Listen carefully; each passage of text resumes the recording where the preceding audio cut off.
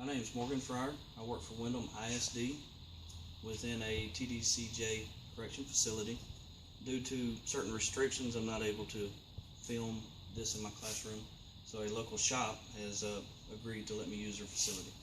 I have my three participants, Robert, Bo, and John, that I'll be demonstrating how to mix paint, find the paint code, different color variances, reasons why color might not match. So let's get started. All right, guys, what we got here is a 2008 Chrysler 300 that we need to mix some paint for. Robert, what's the first thing? What's the first step you think we need to do? We probably need to find a paint code. Correct.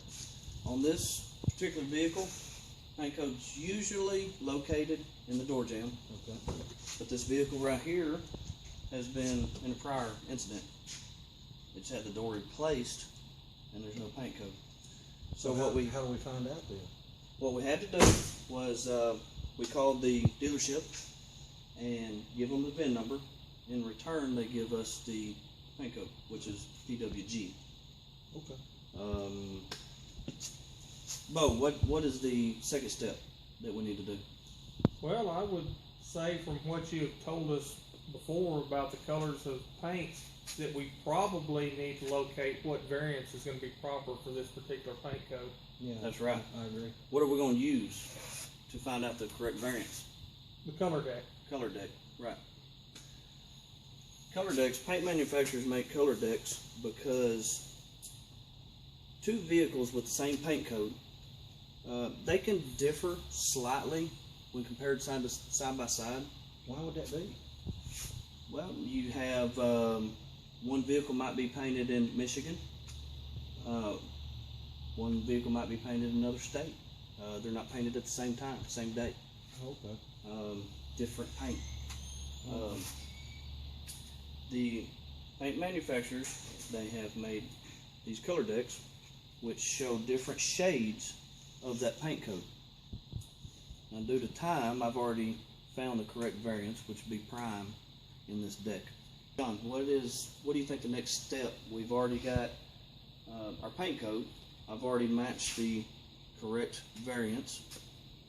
What is the next step, do you think? To mix our paint, I would think. Correct.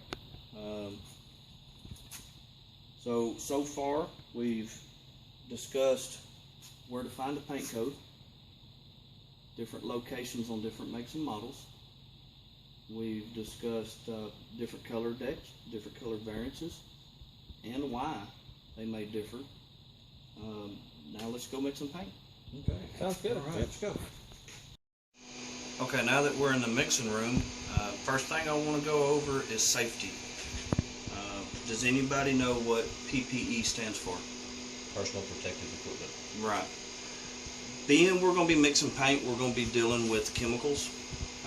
You don't want to get any of those chemicals on your hands, your skin, especially in your eyes.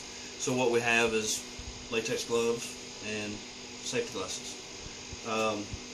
Before we get started mixing, I want to show y'all the mixing bank right here. This mixing bank here keeps all the toners stirred, keeps the paint mixed up. You have you mix it 15 minutes in the morning, 15 minutes at lunch is all you need to do. I'll show y'all real quick. It's kind of loud, but each one of these have a gear right here that turns a little rod that has little paddles in there that stirs every one of the toners all at once. Go ahead and cut that off. I've already stirred it prior to this. Now we've already located our paint code. We've already located the correct variance. So next thing to do is what? Mix it? Mix paint. Okay. What we have here is we have our computer. We have our scale. What we're going to do is we're going to enter the paint code, PWG. Now the description's cool vanilla. The year model is 2003, 2011. our Chrysler 300 was 2008. We're going to select that one. Now, they're only showing prime, but on these computers, you have also another area which is special variances. Sometimes a refinish technician might have trouble on a certain color, and they might have to send a piece of that car to, say, PPG. PPG, and in return, they remap their formula to match that particular vehicle, and they will list it under the special variances. But ours is the prime, so we're going to select prime. We're going to we need about 10 ounces for what we're going to be cutting in. Get our PP equipment on. Now you also want to mix paint in a ventilated area. Why would that be? Paint fumes. Oh, okay. Paint fumes will make you nauseous, lightheaded. Now, once we got it here, we've got our scale. We're going to hit weigh, which will zero it out.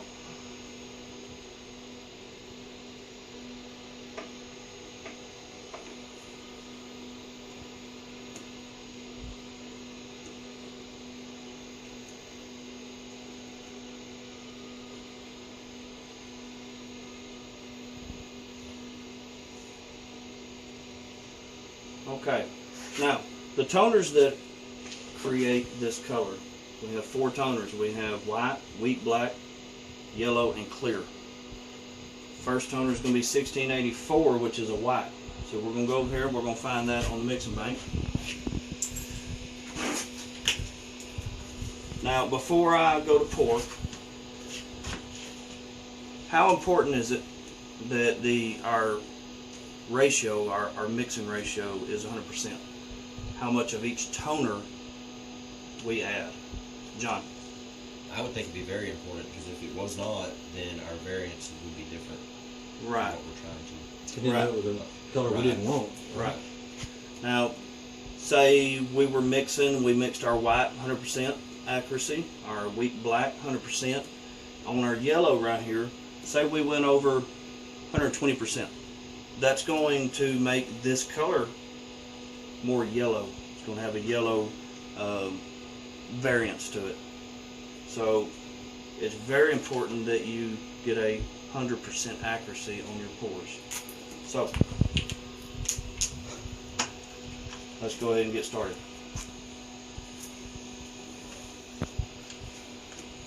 It's also very important that you concentrate.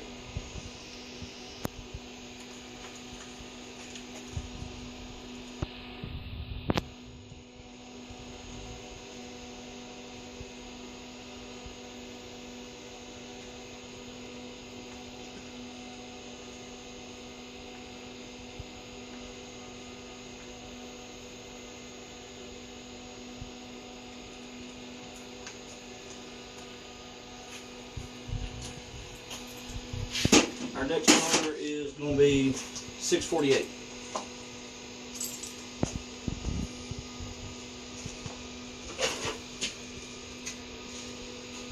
Also, when you're pouring, you want to make sure everything is clean from your toner. That way, nothing gets in the mix.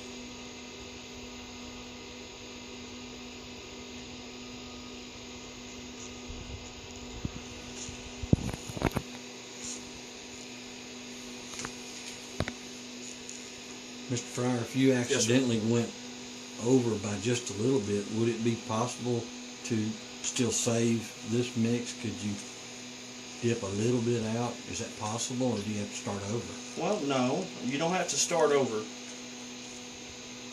The computer system, if you overweigh, here I'll demonstrate that real quick.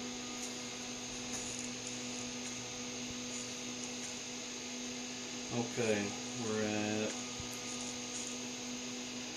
we're 0.1 over. Let's go ahead and make it 0.2. Okay, right here, it's showing us warning overpour. So we're gonna go ahead and hit continue. Now, right here it says recalculate based on this component's amount. The final amount will be 3.13 ounces. We're gonna go ahead and select yes. Now, it'll take you right back to the first toner, which is 1684. We're gonna add a little bit more in that. We're gonna add 4.2. So in essence, it's basically recreating the formula Correct. to get Correct. to hold the correct color. Take our 1684. Well, I imagine that could be a money saving feature there, couldn't it? A lot of money.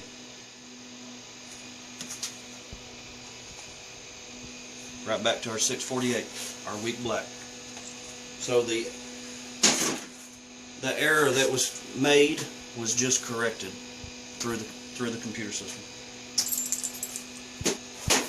Our next one is going to be yellow 642 3.9.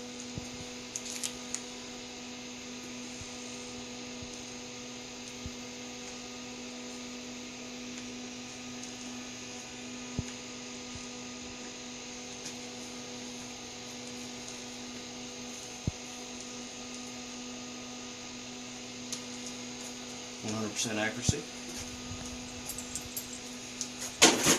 Now our next one is a 1689. That is a clear. What that is pretty much just, it's to add amount of paint.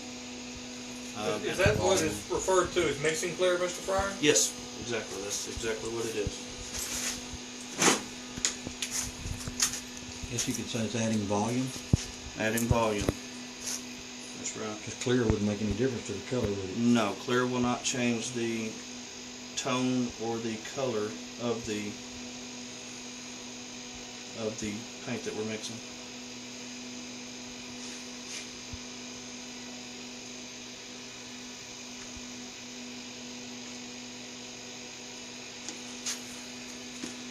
Okay, the computer system's going to show you when you're done. It's going to show you your accuracy, 100% on all 4 toners. You'll have the green check. If you went over on any, it would be a red. Right here we have 100% accuracy. Now, reduce formula. We want to reduce it. We'll run down to this paint mixes 1:1. What does 1:1 mean, Mr. Fryer? 1:1 is if you have 6 ounces of base coat paint, you need 6 ounces of reducer. That would be 1:1. 4:1 would be 4 parts base, 1 part reducer.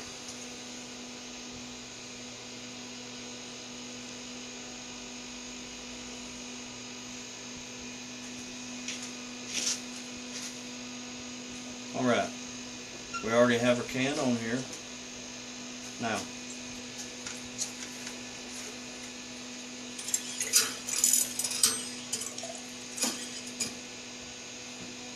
you want to weigh your reducer also. If you over reduce your base coat, it'll thin it down. It'll actually thin the color down. The color won't be it won't be correct. So we're going to hit continue, and then we will start weighing.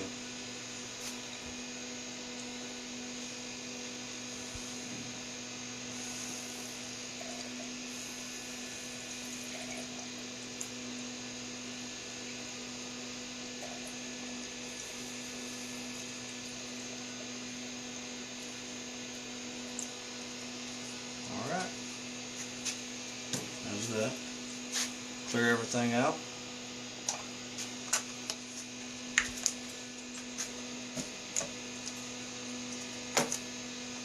What's the next thing we need to do? Have to agitate the paint that we mixed. We need to mix it up. Shake it. Alright, let's go to the shaker and get the paint shook. Now that we've already have our formula mixed what we need to do is make sure it's well agitated. So we're going to use a pneumatic paint shaker, which shakes and mixes the paint, all the different tints together. This ain't quite loud, so I'm just going to run it for a couple seconds, give y'all a demonstration.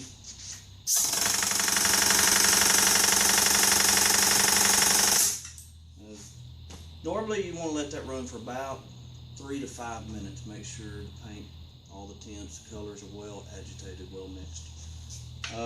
At this point, our paint formula is ready to spray. At this time, I'd like to take a couple minutes to kind of summarize what we've went over. We have learned how to locate paint codes. We've learned that different makes and models have the paint codes located in different places on a vehicle. We've learned that the paint manufacturers have developed a color deck for different shades of a certain paint color. We went into the mixing room. We've learned how to mix our toners, learned how to reduce it, and we've learned that how to use the paint shaker, make sure everything's mixed thoroughly. Is there any questions? Mr. Fryer, Yes, sir. how long do we have before we have to apply that base coat there before it turns bad and it's unusable? Good question. This base coat here has a pot life. Now, if it is unsealed, it has a pot life of 4 hours. But if it's sealed, which is what we have here, we have a little cap that seals it off. There's no air that can get to it. 72 hours is probably the maximum you would want to let it sit without spraying it before you need to mix a new formula. Any other questions?